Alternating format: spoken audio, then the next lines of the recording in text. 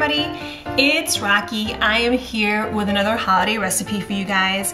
And today we're going to be making some green bean casserole in the crock pot. And I really love making these holiday recipes more and more in a crock pot because if you think about it, you know, the holidays come, you're making these big holiday meals, and there's so much going on in and on your stove. You know, you got to deal with timing and temperature and like adjusting racks and so on. So I figure the more things you can take, you know, off and, you know, out of your oven, the easier that day is going to be and the less stressful that day is going to be for you. So, and this is a fairly easy recipe. It's something you can just kind of like throw together in the morning, and by the time you're ready to sit down for your holiday meal, the green bean casserole is there waiting for you. So fairly simple, so let's just get started.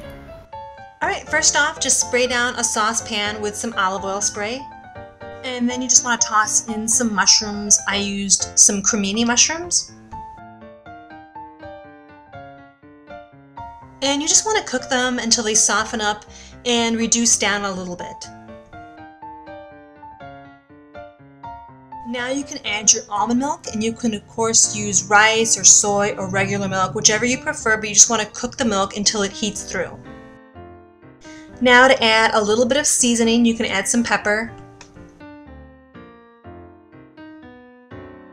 and add a little bit of salt.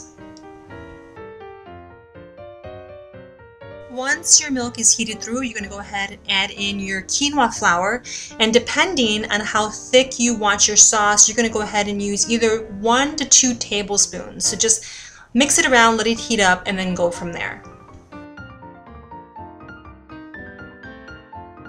And this is what my sauce looks like after 2 tablespoons, and this is the perfect consistency for me.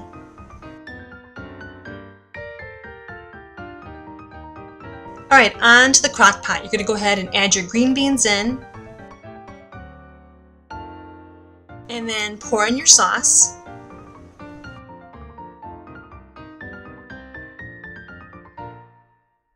And give that a good mix around. Just mix the sauce and the green beans together really well.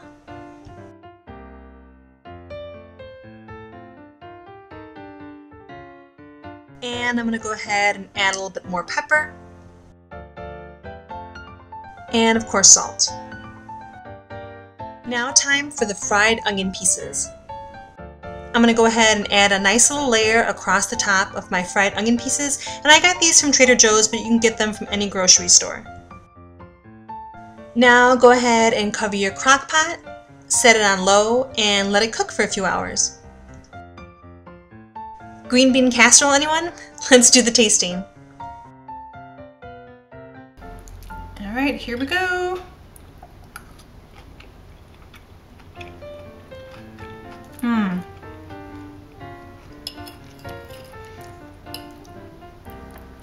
The green beans are really nice and tender just from cooking down in that crock pot all day.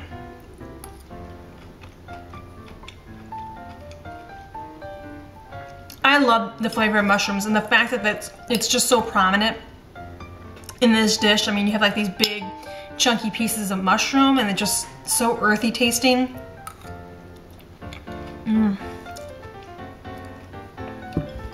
It's creamy. The onions, the fried onions we put in the crock pot to cook along with it, just add a nice sweetness to the dish.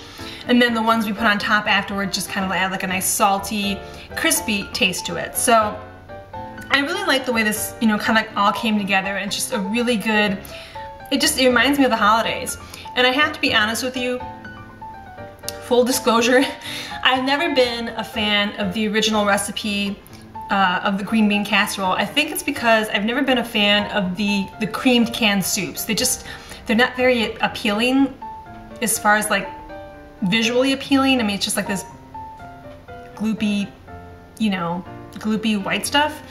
But the thing I have to say is when I've had the original green bean casserole, you don't taste the mushroom. You mostly taste like creaminess, and you taste like the fried onions and stuff, but I've never really tasted the mushroom. So if you're really a big fan of mushroom, you're gonna love this because you actually get like these big chunky pieces. You actually taste it. You get like, the flavors are just a lot cleaner, and it's just good. And it was just so simple. I mean, this is something that you can have any time of the year. I mean, it could really like add a little something extra to maybe a boring meal. Like if you have like some leftover chicken that, you know, at that night, or some leftover ham, you can just kind of like reheat that, make this in the morning, and then toss it on your plate at the end of the, you know, when it's all said and done at the end of the day, and you got yourself a pretty decent meal. So there you go. If you decide to try it, please let me know. If anybody has any questions, just go ahead and leave them below. The full recipe along with the pictures will be on my website, which I'll leave a link to below. And until next time, enjoy. Bye.